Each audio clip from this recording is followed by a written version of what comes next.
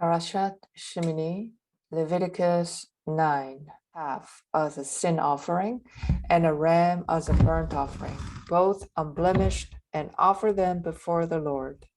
And speak to the children of Israel, saying, take a he-goat as a sin offering, and a calf and a lamb, both a year old and both unblemished, as a burnt offering, and an ox and a ram as peace offerings to slaughter before the Lord, and a meal offering mixed with oil. Rashi. Verse 1. And it was on the 8th day of the inauguration. It was the first day of the month of Nisan, the first day in which the sanctuary was erected. And this day took 10 crowns of distinction, which are enumerated in Seder Olam. 7 Torah Kohanim 9:1, called for the elders of Israel to inform them that it was by the express command of God that Aaron was entering into the holy service of the high priesthood, so that they should not claim that he entered of his own accord. Verse 2, take for yourself a bull calf. This informed Aaron that the Holy One, blessed is he, granted him atonement through this calf for the incident involving the golden calf which he had made. See Tankuma 10.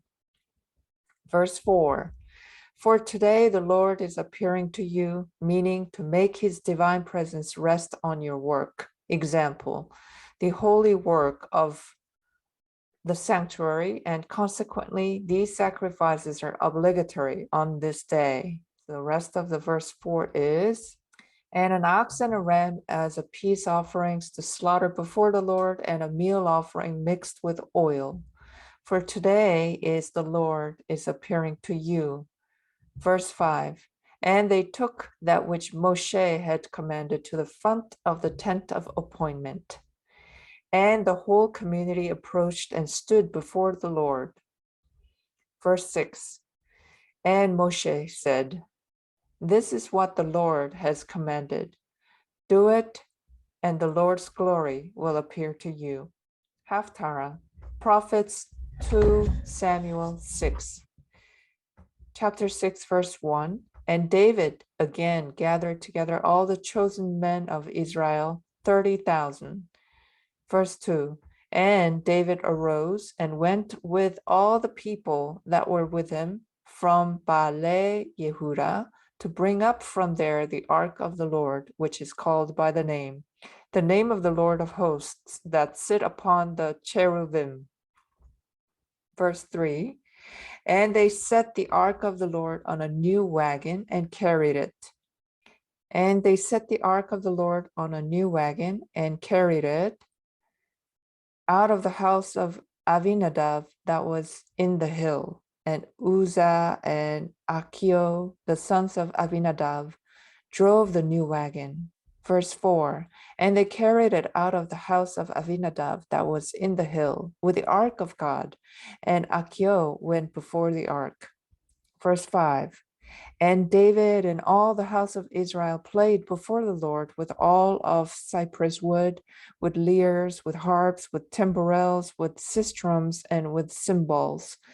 Verse 6, and when they came to the threshing floor of Nakon, Uzzah put forth his hand to the ark of God and took hold of it, for the oxen stumbled.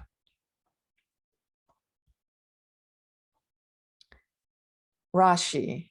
Verse 2, from Baale Yehuda, for they had gathered there to bring up from there the holy ark, etc., which is called the name of the ark. And what is that name? That the Lord of hosts was upon it. Verse 5, with all of cypress wood, from which all manner of musical instruments were made. Verse 6, for the oxen stumbled, for the oxen caused it to stumble and shook it. Writings, Proverbs 23, verse 7, for as one that has reckoned within himself, so is he. Eat and drink, he says to you, but his heart is not with you. The morsel which you have eaten, you shall vomit up, and lose your pleasant words. Verse 9. Speak not in the ears of a fool, for he will despise the wisdom of your words. Verse 10. Remove not the ancient landmarks, and enter not into the fields of the orphans. Verse 11. For their Redeemer is strong. He will plead their cause with you. Verse 12. Apply your heart to rebuke and your ears to the words of knowledge. Rashi, verse 7. For as one that has reckoned within himself, it is as if the one who eats pours gall into the soul of the stingy person. Verse 8. The morsel that you have eaten, in the end you will vomit it up and lose your pleasant words, the pleasantries which you spoke about him. Verse 10. Into the fields of the orphans, into the leket, shikeka, and peah that belongs to them. Gemara, Barakot 24a. Rabbi Itzhak said, a handbreadth of exposed skin in a married woman constitutes erva, nakedness. Regarding what? Shall I say, regarding one who gazes at it? But has not Rav Sheshet already said, why did scripture enumerate the ornaments worn outside the clothes with those worn inside? Among the ornaments taken by the Israelites from the women of Midian was the kumaz, which was worn inside under the garments, while the others were worn outside. To tell you that if one gazes at the little finger of a woman, it is as if he gazed at her private parts. Example, it is even prohibited to gaze at the small finger. How then can you say a handbreadth? No, it means in one's own wife, and when he recites the Shema, example, if a handbreadth of his wife is exposed, he may not read the Shema in her presence. Rav Kista said, a woman's leg is an erva, as it says, uncover the legs, pass through the rivers, Isaiah 47:2. And it says afterwards, your nakedness shall be uncovered. Yes, your shame shall be seen. Ibid verse 3. Shmuel said, a woman's voice is an erva, as it says, for sweet is your voice and your countenance is comely. Song of Songs 2:4. Rav Sheshet said, a woman's hair is an erva, as it says, your hair is as a flock of goats. Song of Songs 4:1. Rabbi Hananiah said, I saw Rebbe hang up his tefillin. An objection was raised. We learned, if one hangs up his tefillin, his life will be suspended. The Dorshe Kamerot, literally expounders of essentials, a school of early homiletical exegetes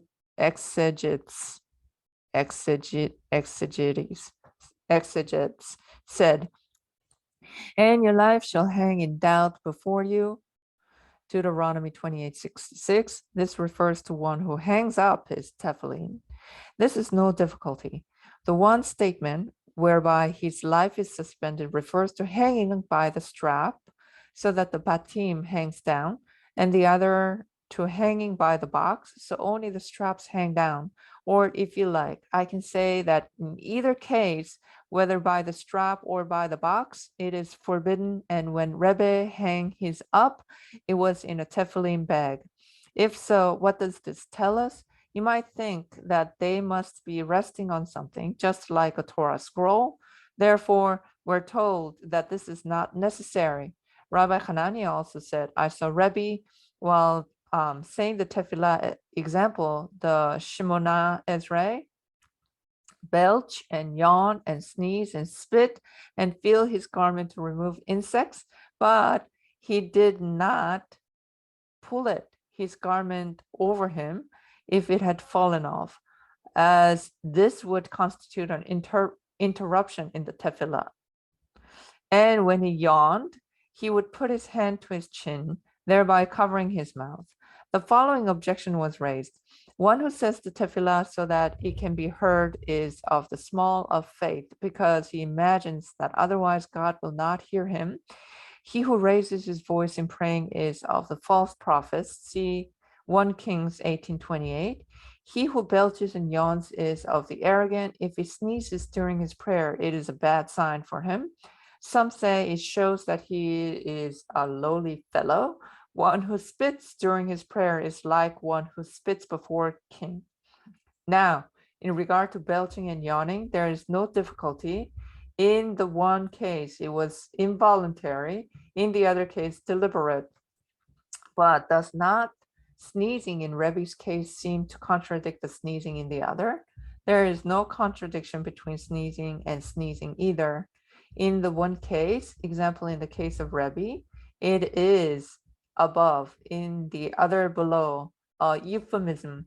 For Rabbi Zera said, this dictum was casually imparted to me in the school of Rav Hamuna, and it is worth all the rest of my learning. If one sneezes in his prayer, it is a good sign for him. Just as he is granted contentment, example relief below on earth, so too he is granted contentment above in heaven to answer his prayers. Ethical Teaching, Share Kedusha, Part 2, Section 7. Concerning honest business dealings, this has already been discussed in Section 5 on the subject of deception. You also know that the beginning of a person's judgment after his death is the question, did you do business honestly? Concerning charity, it states in Isaiah, is it not to break your bread for the hungry? Then you will call and the Lord will answer. You will cry out and he will say, here I am, Isaiah 58:7. And it is written, for because of this thing, the Lord your God will bless you, Deuteronomy 15:10. It is also written, giving in secret assuages anger, Proverbs 10:2, and charity saves from death, and his righteousness stands forever, Proverbs 11:4. No sin obliterates its merit, as is the case regarding other commandments. Charity brings life to a person, like the incident that our rabbis of blessed memory related concerning Binyamin the righteous. The concerning honor of the Sabbath, it is known that the Sabbath is considered equal to the whole Torah, as is discussed at the beginning of this section on the subject of the Sabbath. See there, it is written, if you will restrain your foot because of the Sabbath, and you will call the Sabbath a pleasure, I will make you ride on the high places of the earth and will feed you the inheritance of Yaakov your father. Isaiah 58:13-14. And there was the incident of Yosef Mokir Shabai, Yosef who honors the Sabbath, who merited to acquire all the great wealth of the Katian. And there was the incident of a certain man who would eat at a golden table that was so heavy that it took 16 men to lift it. And on it was every kind of delicacy created since the 6 days of creation. I said to him, my son, how did you merit all this wealth? He said, I was a butcher, and if I slaughtered an especially fine animal, I would say, this one is for the Sabbath. Our rabbis of blessed memory said, the wealthy who live outside Eretz Israel, how do they merit their wealth? Because they treat the Sabbath as a pleasure. Practical law, Rambam, Laws of Sacrifices, Chapter 2. 1. The overflow from the 10th measuring bowl of flour is non-sacred because the top upper lip surface of the 10th of an ephah measuring vessel is not sanctified. However, the overflow of wine and oil is sacred because it runs over the top upper lip surface of the vessel, and the vessels for measuring liquids have been anointed and thus sanctified inside and outside. Why is the overflow of liquid sanctified despite the fact that the intention of the one measuring is only for what remains inside the vessel? So that people should not say that one may take out from a sanctified service vessel to be non-sacred. 2. What would be done with the overflow? If there was some other animal sacrifice, the overflow would automatically become sanctified for that sacrifice and be offered with it. However, if the overflow was not offered with the other sacrifice, then it would become disqualified by remaining overnight. If there was no other sacrifice being offered that day, they would be sold and the money used for Kate's Hamitzbeach provisions for the altar, sacrifices brought at the end of the day's offerings, so that the altar should not remain empty. Also, they would redeem them and buy burnt offerings with the money from them. The flesh is offered on the altar to God, and the hides are for the priests.